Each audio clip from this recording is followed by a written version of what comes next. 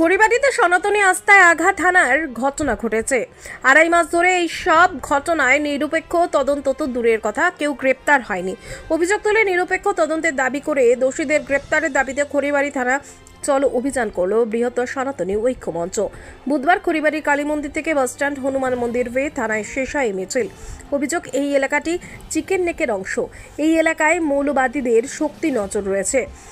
এই ঘটনায় মৌলবাদীদের হাত হলে অবিলম্বে এনআইএ তদন্তের দাবি করেন সংগঠনের সদস্যরা। এদিন খড়িবাড়ি থানার ওসির হাতে স্মারকলিপি প্রদান করে ব্যবস্থা নেওয়ার দাবি সংগঠনের আহ্বায়ক কাঞ্চন দেবনাথের। কি ভাই এই শব্দ ব্যবহার করেছেন? আপনার এই যে এখন যিনি রেডি অফিসার আসলেন তাকে জিজ্ঞেস করুন, তিনি শুনেছেন।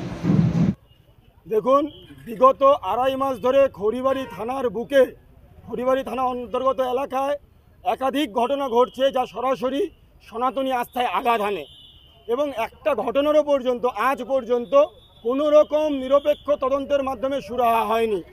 তাই আমরা এলাকার সকল সনাতনীরা ঐক্যবদ্ধভাবে প্রত্যেকটি ঘটনা নিরপেক্ষ তদন্ত দাবি করেছি। এবং আমরা জানি যে এলাকার ঘটনা, সেই এলাকা চিকেন নেক নামে পরিচিত, এবং এই চিকেন নেকে আমাদের বিভিন্ন দেশবিরোধী মৌলবাদী শক্তির নজর রয়েছে। তাই এই ধরনের ঘটনার সঙ্গে যদি মৌলবাদী শক্তিদের সম্পর্ক থাকে, তাহলে অবিলম্বে এই ধরনের ঘটনার তদন্ত এনআইএর হাতে যাওয়া উচিত। এই পুলিশের ক্ষমতা নেই এত বড় শক্তিকে তারা ধরে আনবে। এবং আমরা আশ্চর্যজনকভাবে দেখছি, যখনই সনাতনীদের আস্থার কথা আসছে তখন পুলিশ প্রশাসন চুপ হয়ে যাচ্ছে, এবং ধরে ধরে প্রতিবাদী সনাতনীদের গ্রেপ্তার করা হচ্ছে, প্রতিবাদী সনাতনীদের আটক করা হচ্ছে। এর বিরুদ্ধে আমরা স্পষ্ট করে বলেছি, সনাতনীরা আর চুপ করে থাকবে না।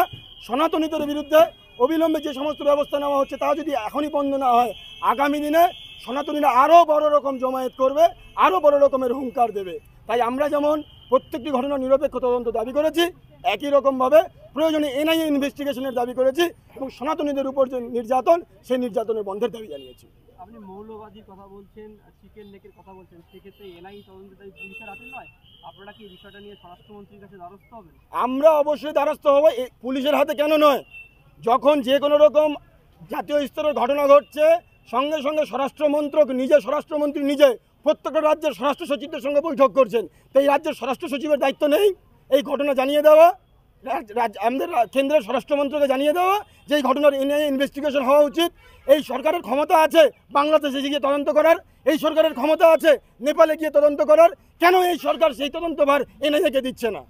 এই সরকারকে দায়িত্ব নিতে হবে, জাতীয় স্বার্থে আসতে হবে। ওই আঞ্চলিকতাবাদ দিয়ে চলবে না।